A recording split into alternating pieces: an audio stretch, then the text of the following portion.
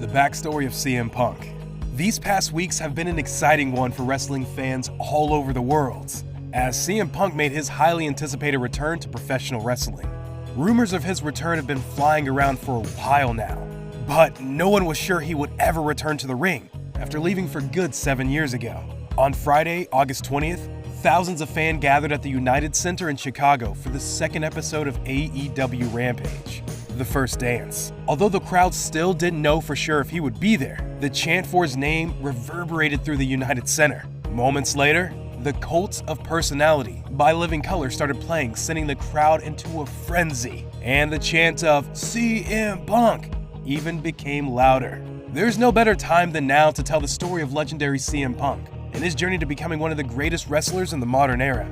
But before we continue, please make sure to hit that like button and subscribe to the channel so that you'll be the first to be notified when we upload new content.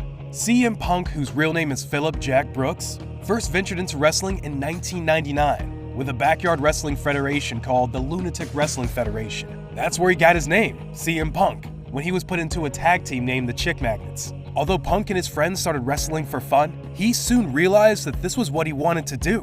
After leaving the federation, he enrolled as a student at the Steel Dominion Wrestling School in Chicago, where he began his journey as a professional wrestler. In 2002, CM Punk signed with the Baltimore-based Ring of Honor promotion. It was there that he quickly rose to prominence and his fame began to spread.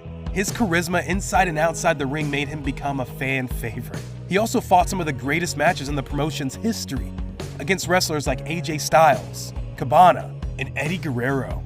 While he was still with the Ring of Honor, Punk joined the NWA, Total Nonstop Action, in 2003 as a member of the Ravens TNA alliance, The Gathering. However, he left the promotion after 1 year and continued with Ring of Honor. His matches against Samoa Joe in 2004 became Ring of Honor's best-selling DVD at the time, and he would later win the Ring of Honor Championship in 2005.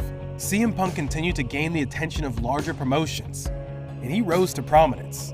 And in 2005, he accepted a deal offered by WWE. He was assigned to Ohio Valley Wrestling, a WWE development territory, to develop his skills and gain ring experience before appearing in front of a global audience. Again, CM Punk continues to dominate the stage at the Ohio Valley Wrestling with his incredible skills. By November, he became the OVW television champion after defeating Ken Duane. In 2006, CM Punk made his debut for ECW. He immediately established himself in ECW by going undefeated, and his personality even made him more popular among fans. He treated wrestling as a sport and not just as a stage play by bringing life into every match. He was outspoken and never afraid to speak his mind. Over the years, he continued to rise in prominence and was drafted into the WWE Raw program in 2008. One of the important highlights of his career during this period was when he defeated Morrison to win the ECW championship. He held this title for almost 5 months before losing to Chavo Guerrero in a no disqualification match. Other important achievements throughout his career were winning the WWE Championship twice, the World Heavyweight Championship 3 times, World Tag Team Championship, and the Intercontinental Championship once. This made him become the 19th Triple Crown champion, as well as the fastest wrestler to achieve this feat. Despite all his accomplishments in the WWE, CM Punk was never happy with the management, and he continued to express his frustrations at every opportunity. By now, he has risen to a level of stardom in the WWE and has become too big to ignore.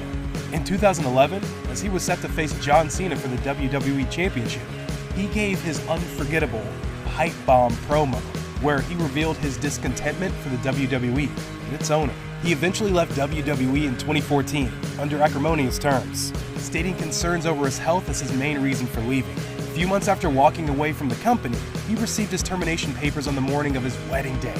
After this event, Punk said that he was never ever going to return to wrestling or work for the company ever again. After he left wrestling in 2014, he announced that he had signed a multi-fight contract with UFC.